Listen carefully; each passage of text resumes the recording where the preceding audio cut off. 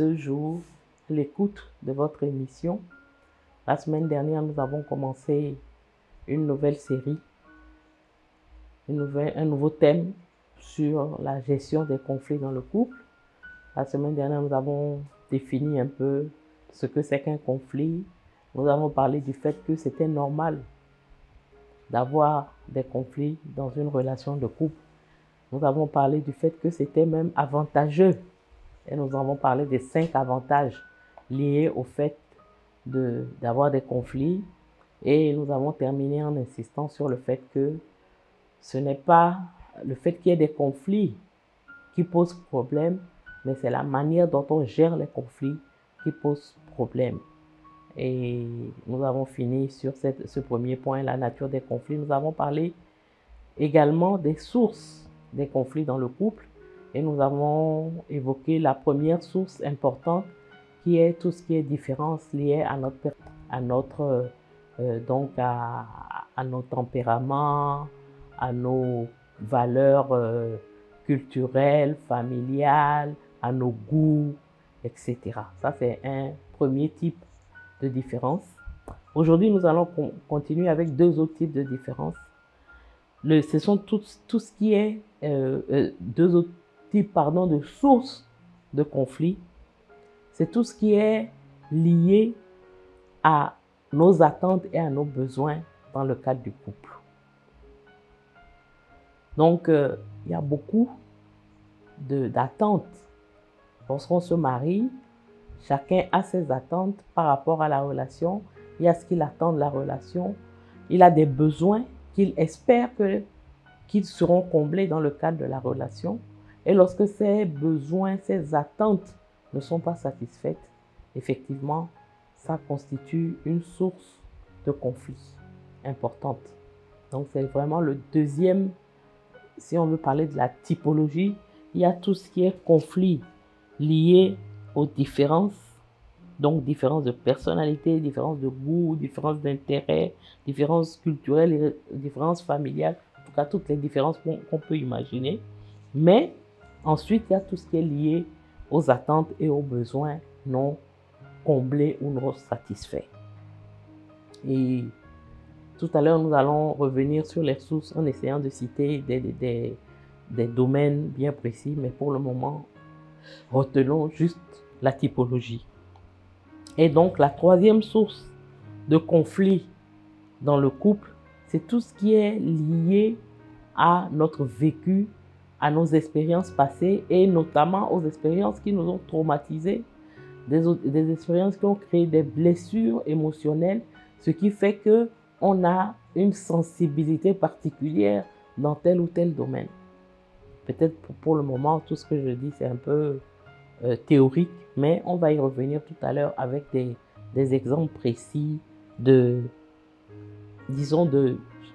conflits des domaines dans lesquels habituellement on voit des conflits dans les couples. Donc, tout ce qui est blessure émotionnelle, c'est vrai que les blessures peuvent ne plus être là en tant que telles, avoir été guéries, mais il y a comme une sensibilité particulière aux endroits où ces blessures ont été créées.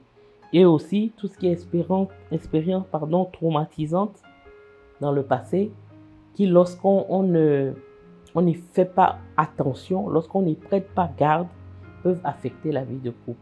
C'est pour ça que c'est important, dans la période de fiançailles, de parler de son passé avec son fiancé ou sa fiancée. Parler des expériences qu'on a vécues. Parce que tout ça, ça a créé en nous quelque chose qui peut constituer des points de fragilité, donc des points de conflit demain dans le cadre de notre relation de couple. Donc c'est important d'en discuter, c'est important même d'être conscient déjà qu'on a, entre guillemets, cet handicap. Ce n'est pas vraiment un handicap, mais ce qu'on est le fruit de ces expériences-là. Et on peut avoir des réactions qui vont étonner l'autre parce que lui n'a pas vécu les mêmes choses que nous. Je vais prendre juste un petit exemple pour illustrer. Quelqu'un qui a souffert du rejet, par exemple, aura tendance très rapidement à interpréter les actions de son conjoint comme étant une manière de la rejeter. même si ce n'est pas vrai. Donc ça c'est comme un point de fragilité qu'il faut identifier dès le temps des fiançailles pour pouvoir savoir comment s'y prendre quand un conflit se présente dans ce domaine-là. Donc là, j'ai donné la typologie des conflits, donc trois grands types, tout ce qui est lié aux différences. Et les différences, il y a tout ce qui est lié aux différences de personnalité, etc. Il y a tout ce qui est lié aux attentes et aux besoins non satisfaits. Et enfin, il y a tout ce qui est lié aux expériences passées et aux blessures émotionnelles, aux expériences traumatisantes du passé. Maintenant, je vais rentrer un peu plus dans le détail parce que nous allons voir, pas aujourd'hui, je pense pas aujourd'hui, la semaine prochaine, que pour bien régler un conflit, pour bien gérer un conflit, il faut identifier quelle est la source du conflit. Donc, la notion de source du conflit, c'est quelque chose que nous devons effectivement connaître. Donc, j'ai essayé de voir quels sont habituellement les domaines dans lesquels, la plupart du temps, on a des conflits dans le couple. Et j'en ai identifié, je crois, 6 ou 7, je ne sais plus exactement, que je vais partager rapidement avec vous. Le premier domaine, c'est le domaine de la communication. Lorsqu'on a une communication qui est inefficace, c'est un domaine dans lequel on va avoir des conflits. Qu'est-ce que j'entends par communication inefficace? C'est tout ce qui est malentendu, tout ce qui est non dit, tout ce qui est interprétation erronée de ce que l'autre a dit ou de ce que l'autre a fait. Ça va entraîner des tensions dans le couple.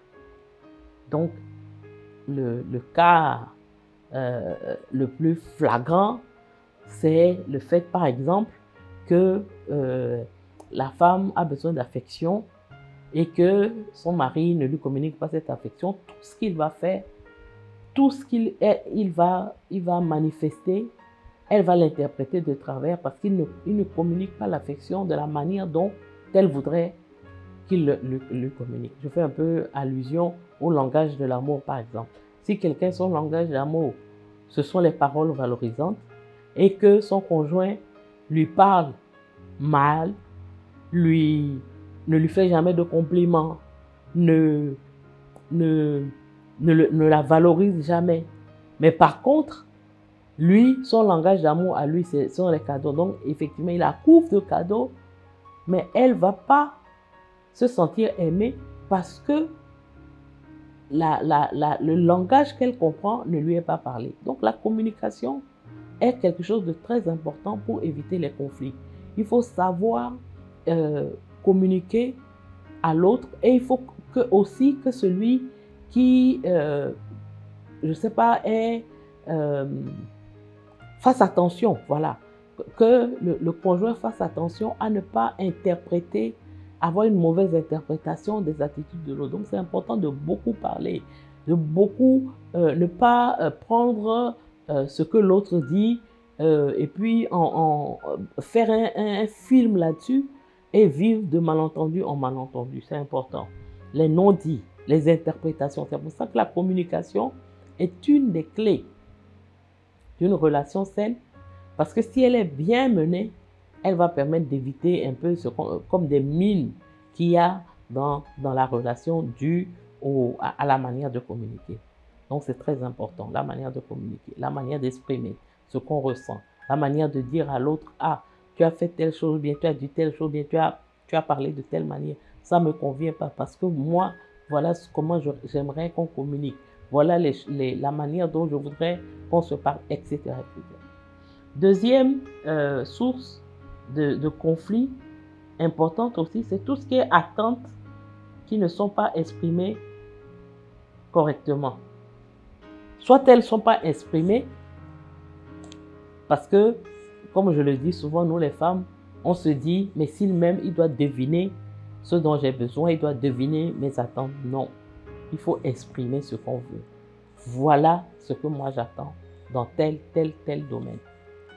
Voilà comment je pense que la relation d'un mari et d'une femme doit se dérouler dans tel domaine.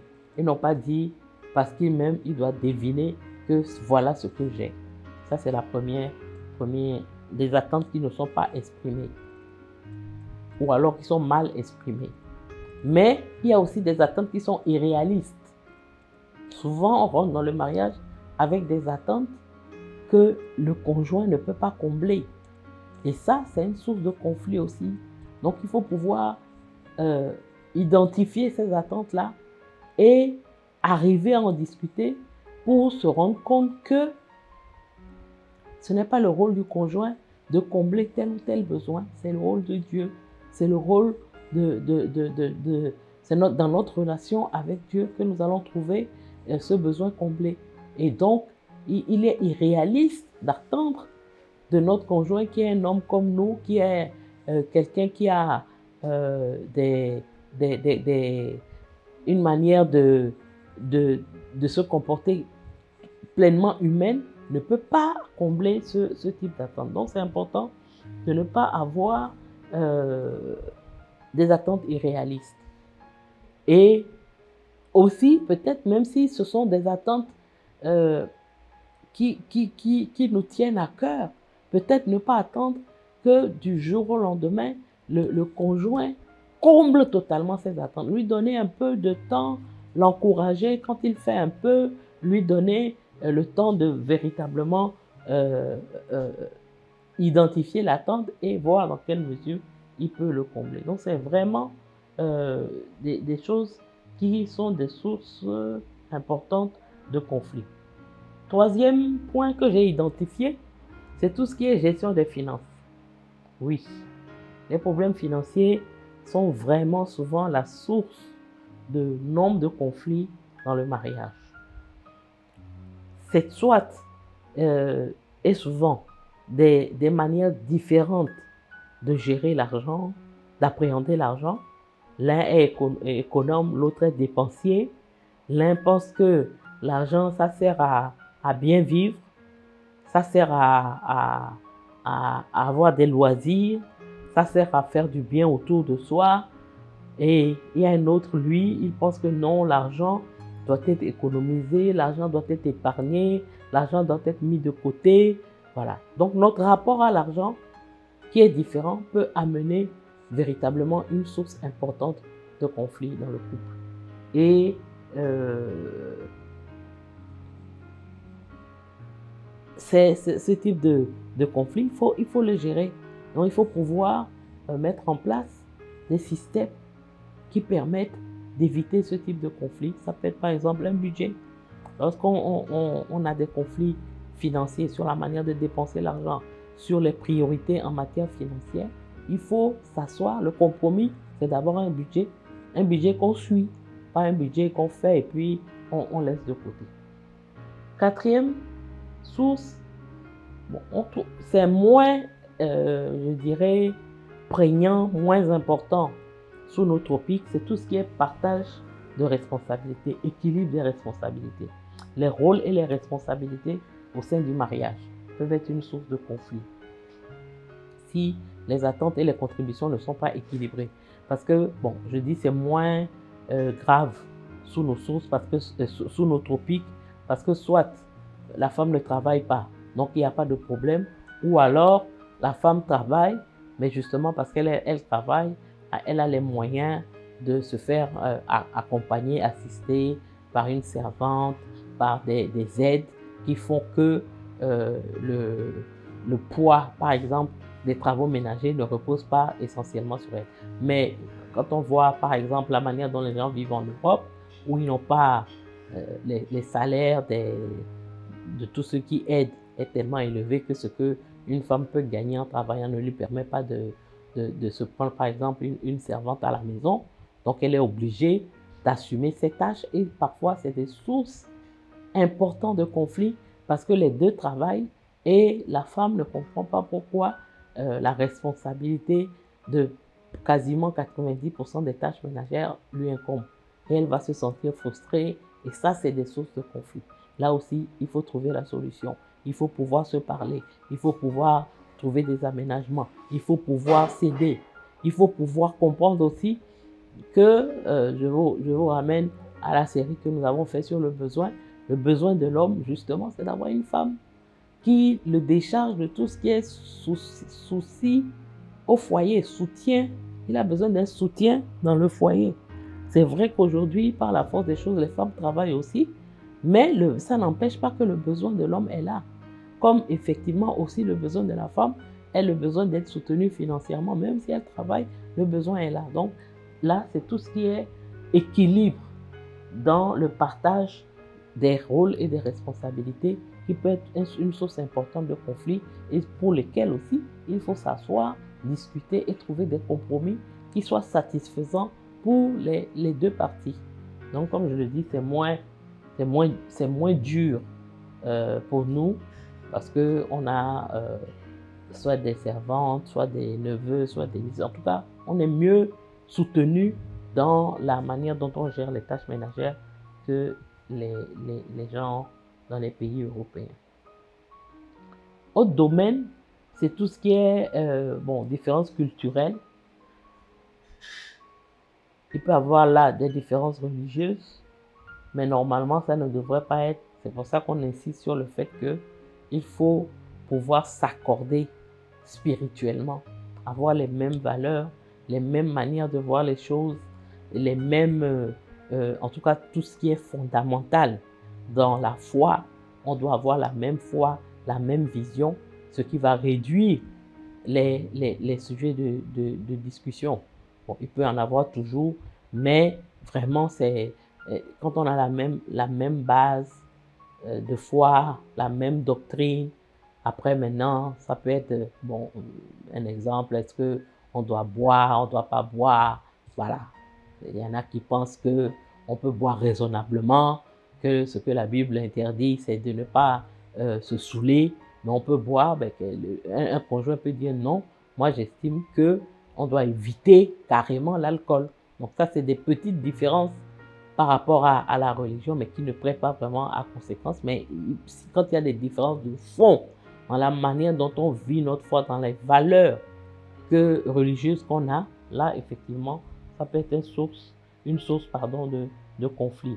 Et donc, il y a tout ce qui est croyance, tout ce qui est, tradition, ce qu'on a vécu étant dans sa famille, qu'on veut imposer à l'autre parce qu'on estime que c'est la bonne manière de faire. Je parle toujours de cette anecdote où quand je me suis marié, mon mari m'a dit que je ne sais pas préparer le riz parce que je ne préparais pas le riz comme lui. Il avait vu sa maman préparer le riz, mais moi je préparais le riz comme ma maman m'avait appris aussi à préparer le riz. Et donc, je ne peux pas dire que ça a été une source de conflit, mais c'était quand même une source un peu d'irritation où à chaque fois il disait mais c'est pas comme ça on prépare le riz. Et puis moi j'ai dit non, c'est comme ça, moi on m'a appris à préparer le riz. Donc vous voyez, il y a cette différence de tradition, de culture qui peuvent effectivement être des sources de conflits. Ce sont des domaines dans lesquels on peut avoir des conflits. Une autre différence culturelle, culture, je ne sais pas où on peut le mettre, culturel ou familial, c'est le fait que l'un peut accorder beaucoup d'importance à la famille élargie, s'impliquer vraiment dans la vie de la famille élargie, financièrement, avec le temps, etc. Alors que l'autre pense que la priorité doit être donnée à la famille nucléaire. Donc ça aussi, c'est des sources de conflits importants où l'un des conjoints, dans son idéal de vie, c'est vivre avec son mari et ses enfants, et l'autre estime que non, il faut accueillir les cousins, les neveux, les nièces, et ça peut créer aussi des conflits dans le couple. Donc voilà un peu le domaine. Autre domaine, c'est le 6e domaine, c'est tout ce qui tourne autour de la vie sexuelle. C'est une source importante de conflit. Les problèmes liés à la vie sexuelle. Les différences dans les besoins, les différences dans les attentes ou les désirs sont parfois une source importante de conflit dans le mariage. Et ce qu'il faut voir, c'est que souvent, le conflit existe dans un domaine, mais parce que ce conflit dans ce domaine n'est pas résolu, ça empoisonne toute l'atmosphère de la relation. Et c'est je dirais, l'une des caractéristiques des problèmes sexuels, de pouvoir véritablement être caché. D'abord, parce que c'est des choses dont on ne parle pas souvent facilement. C'est caché, c'est pas exprimé. Le conflit est latent, mais parce que ce conflit-là existe et qu'il est latent dans ce domaine, ça empoisonne tout le reste. On voit souvent ça quand on est dans le domaine de conseil des couples.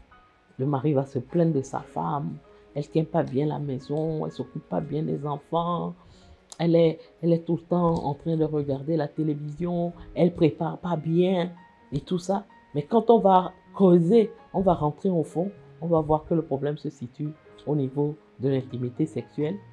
Mais comme ce n'est pas un problème qui est clairement exprimé, on voit d'autres choses. Et quand ce problème de fond-là est réglé, c'est comme si les autres choses se réglaient automatiquement. Tout reprend sa place. Donc, par exemple, ça, c'est une source qu'il faut véritablement prendre en considération et ne pas négliger, parce que ça peut constituer vraiment un problème dans le cadre de la relation. Et dernier type, j'avais dit 6, mais en fait, il y en a 7. C'est tout ce qui est lié à la famille élargie, à la belle famille, aux beaux-parents. Ça aussi, ça peut être une source de conflit important. La présence de la belle-mère, la présence du beau-père, leur implication dans la vie du couple, hein, ça peut créer des problèmes.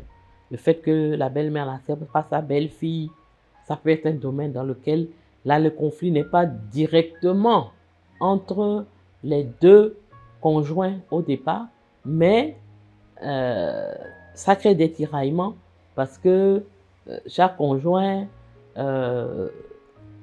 est impliqué dans une relation malsaine, pas bonne, avec ses beaux-parents ou sa belle famille. Donc voilà un autre type de domaine dans lequel on peut avoir des conflits. Donc, je vais m'arrêter là. Je pense que quand on va avancer et qu'on va parler des outils, on va essayer de prendre des exemples concrets dans ces différents domaines où on peut avoir des conflits. Et ces exemples-là vont nous permettre d'illustrer ce qu'il faut faire effectivement pour gérer de manière constructive un conflit. Donc, je vais m'arrêter là pour aujourd'hui.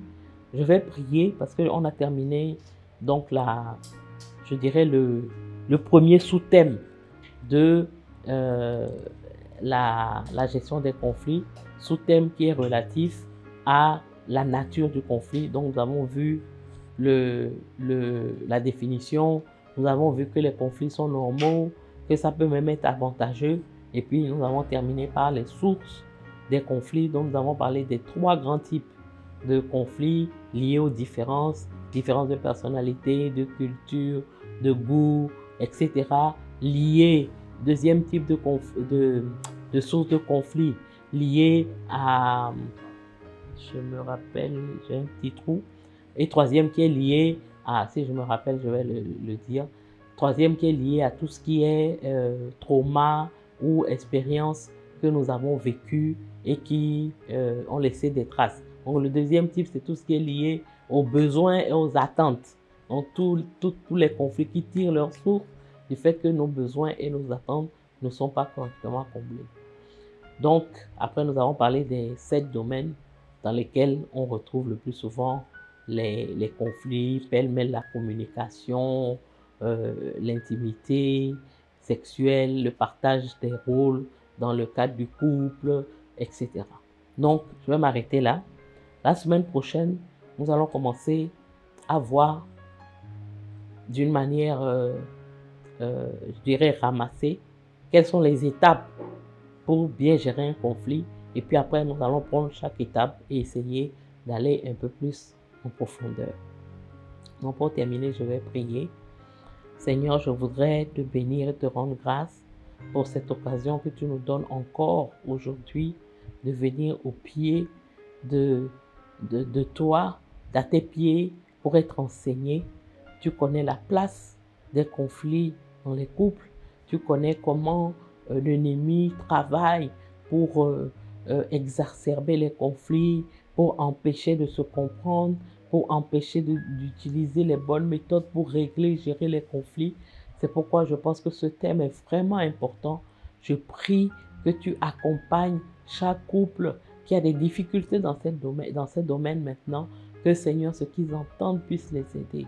Je prie pour tous les couples qui sont dans des difficultés, qui sont en crise autour des questions liées à la communication, à l'intimité sexuelle, aux relations avec la belle famille, à d'autres domaines dont les personnalités ils ont l'impression qu'ils ne peuvent jamais s'accorder parce qu'ils ont des personnalités différentes, parce qu'ils ont des positions, des avis divergents sur certains points, parce qu'ils n'arrivent pas à vivre véritablement ensemble. Oh Seigneur, je prie que tu permettes qu'ils ne se disent pas qu'ils ne sont pas faits l'un pour l'autre, mais que tu leur donnes de pouvoir trouver les techniques, de pouvoir trouver les outils, de pouvoir mettre en place ce qu'il faut pour gérer leurs conflits, pour les régler, pour aboutir à une solution qui satisfasse aussi bien l'un que l'autre et que cela puisse leur permettre d'aller de l'avant. Merci parce que tu le fais. Merci, Roi des rois. Merci, Seigneur des seigneurs. Gloire et honneur te soient rendus. Qu'un couple qui est au bord de la rupture retrouve de l'énergie, retrouve la force de se parler, de régler, d'aller de l'avant. Oh Seigneur, merci parce que tu le fais. Merci parce que tu les aides. Oh, sois loué, sois glorifié, sois magnifié, Roi des rois, Seigneur des seigneurs. Louange et honneur à toi. Au nom puissant de Jésus, j'ai prié. Amen.